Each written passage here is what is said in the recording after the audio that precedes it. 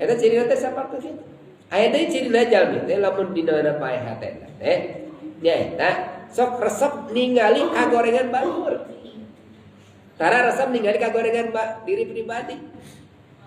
Kagorengan batur teh kaciri diomongkeun kagorengan batur teh.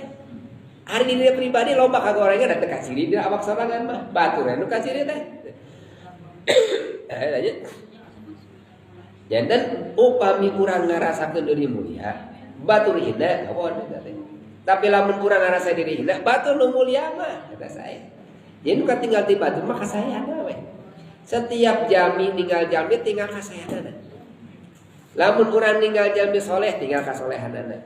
Lima ninggal jami anu awon seueur mas tinggal kasolehana kasayanana da jami eta teh. Da setiap jami pasti kasayanana.